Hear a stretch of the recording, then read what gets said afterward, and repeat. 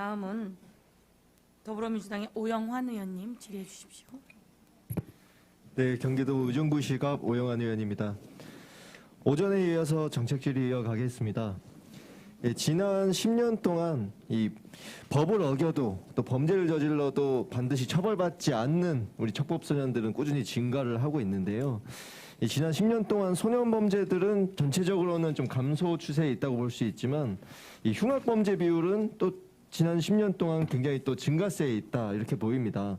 지난 10년의 소년 강력 범죄 중에서도 흉악 범죄 발생비는 28.2%가 증가한 추세를 보이는데 그 중에 촉법소년 비율은 상대적으로 적기는 하지만 증가세는 분명합니다. PPT 자료 한번 띄워주세요.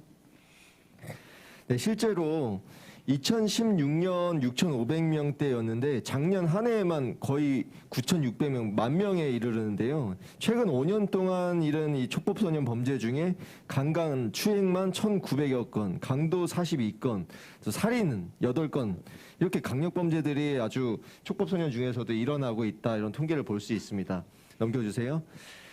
그리고 이 재범률을 한번 살펴보려고 하는데요. 일단 성인입니다. 법무연수원 2020년 범죄백서를 보면 이 형법 범죄자의 전해 처분 현황인데요. 이 아래 칸을 보시면 이 2010년도 49.9, 재범이 이 2019년도에는 42대 이릅니다. 좀 완만하게 감소 추세이긴 하지만 여전히 40% 비율을 유지하고 있다 이렇게 보입니다. 다음은 소년범의 재범률 통계인데요. 이 소년범 재범률은 아예 범죄 백서 등에도 나오지 않아서 이 최근에 연구 자료를 한번 인용해 봤습니다. 실제로 이 10년 단위로 보면 전반적으로 증가해서 최근에는 성인 재범률과 비슷하게 거의 40%에 육박하고 있다 이렇게 보입니다. 소년 범죄가 이렇게 감소 추세에 있다 하면서도 흉악 범죄는 오히려 더 증가하고 또 재범률도 이 성인 수준으로 유지되는 이런 상황은 결국 좀 악의적인 소년범이 늘어나고 있다 이렇게 본 의원은 판단을 하는데요. 그 이유가 저는 이 촉법소년 처벌받지 않는다는 것을 너무도 잘 알고 이 악용하는 사례 그런 사례들이 우리 사회에 너무도 늘어나지 않았나 이렇게 생각합니다. PPT 넘겨주세요.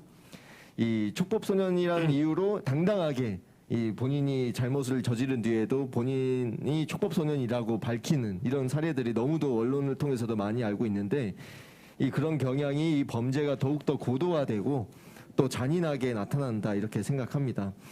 경찰청 통계상으로도 촉법소년이 증가하는 경향으로 나타났다고 알고 있는데 청장님은 그 원인 어떻게 파악하고 계십니까? 그 범죄 환경에 노출될 기회가 과거보다 특히 많아졌고 특히 신체적이라든지 이런 성숙도가 좀 빨라지는 이렇게 나타나는 그런 영향도 좀 네. 많이 있다고 생각합니다. 청장님 뭐 당연한 거지만 범죄의 예방이라는 것이 경찰법 또 경찰관 직무집행법에 너무도 당연한 경찰의 임무 직무 범위로 나타나 있지 않습니까? 실제로 경찰청이 아동청소년 보호 및 수사활동 관련 사업에 작년에 예산을 130억을 집행하셨죠. 학교폭력 등 청소년 범죄에 대한 예방활동 단속, 재범 방지, 선도, 또 지원을 위한 이 소년범 조사 시의 전문가 참여제도 등을 하면서 많은 사업들을 하고 있는데 이 충분한 효과가 발휘되고 있지 못하다. 청장님도 그렇게 인정하시겠죠? 좀 아쉬운 부분은 있습니다. 네. 그리고 본 의원은 이 촉법소년들이 처음부터 강력범죄로 나타난다고 보진 않습니다. 작은 범죄 행위들이 이 처벌받지 않으면서 그런 경험이 더욱더 누적되면서 번지고 커지는 것이라고 생각을 하는데요.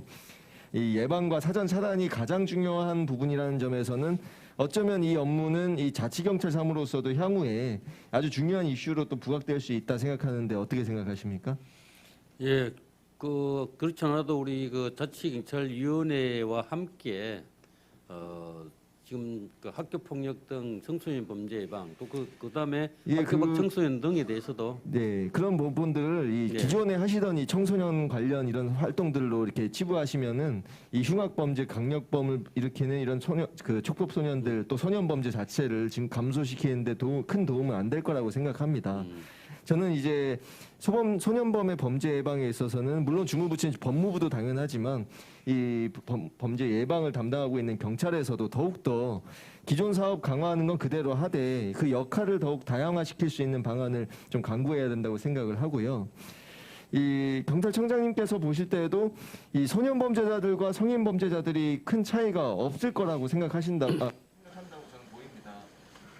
강력 범죄에 있어서는 저는 이 소년 범죄 역시 성인 범죄와 차이를 두어서는 안 된다 이렇게 주장을 하고 싶고요. 경범죄부터서도 이게 분명하게 처벌받는 것을 소년 범죄에게 적용을 해야 강력 범죄로 이어지지 않을 거다 이렇게 생각을 합니다. 마지막으로 청장님, 이 예. 촉법소년 수사를 담당하는 기관의 수장으로서 이 최근 우리 사회에서 일고 있는 이 촉법소년의 폐지라든지 연령 하향의 문제에 대해서 어떻게 생각하시는지 마지막으로 한 말씀 부탁드립니다.